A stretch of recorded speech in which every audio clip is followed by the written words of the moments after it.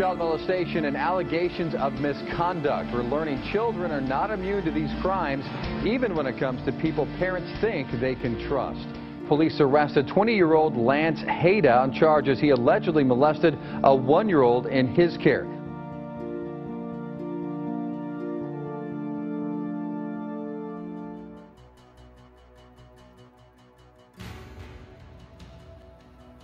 Think of a child. Maybe your own child.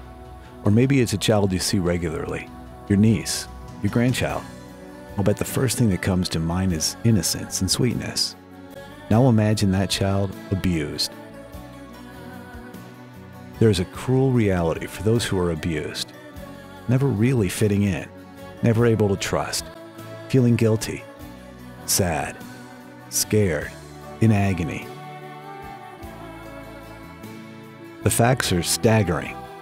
Studies show that as many as 1 in 4 girls and 1 in 7 boys will be sexually abused at some point in their childhood. In as many as 93% of child sexual cases, the child knows the person that commits the abuse. Kids are vulnerable at any age. Sadly, 88% of cases of sexual abuse are never reported to the authorities. Many victims will not report their case of child sexual abuse until they're over 30 years old, allowing the perpetrator to continue their reign of terror on many children and for many years. The convicted serial child sex offender will abuse on average 117 victims, and some have abused 380 children before being caught and convicted. What does a child sex offender look like? Anyone. This is any person of any age, of any economic standing, of any religion or race. Sex offenders can be male or female, but criminal statistics show they're more likely to be a Caucasian male in his mid-30s. Women are capable of perpetrating sexual abuse as well. In fact, millions of children are sexually abused by women each year. In many cases, though, if a woman is involved in child sexual abuse, they usually want to teach a youngster about sex, or they're cooperating with a male aggressor. I interviewed hundreds of them, and if I had met them on the street, many of them I would think that they're the nicest people I've ever met. They're chameleons. They are, I often call them wolves in sheep's clothing. Child sex offenders often disguise themselves as harmless and caring people.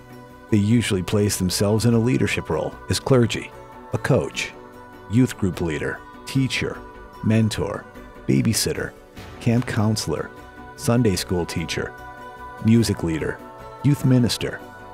Most importantly, these predators have the ability to create a sense of trust with both the child and their parents, and are crafty at luring children into situations that may allow the offender to abuse the child. He may use affection, bribery, fun and games, drugs or alcohol, or threats to lure a child into a compromising situation. Child sexual abusers, in fact, can be children themselves. While usually the child offender is older and more powerful in thought or maturity, he or she can still be under the age of 18. In this type of abuse, no adults are around during the act. However, research shows that more than half of these child perpetrators themselves have been sexually victimized by 2 or more adults. Juveniles are responsible for abusing 40% of victims under the age of 6. Jesus said, "Whoever welcomes a child welcomes me." Our Christian faith calls us to offer teaching, kindness, and protection for children. Tragically, churches have not always been safe places for kids. Child sexual abuse, physical abuse, exploitation, and ritual abuse occur in churches small and large, rural and urban. It's hard to imagine, but it happens everywhere. We don't like to think that any person in the Sunday school, youth ministry, children's ministry, or any other part of the church would harm a child. But it's that belief that attracts the perpetrator to your church. Also, churches provide opportunities for close contact and for close personal relationships with children, which is wonderful for healthy adults. But for an abuser, this is just the place where he will easily find his next victim or victims. It's hard to imagine, but it happens everywhere.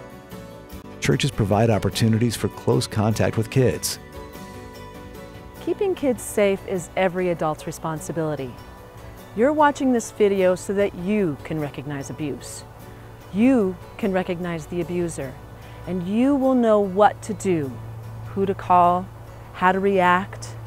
Safeguarding children from abuse is in your hands. Don't turn away. Don't be embarrassed. Don't think, oh, that doesn't happen here. And don't be afraid to blow the whistle on anyone. Anyone. It's time to take action.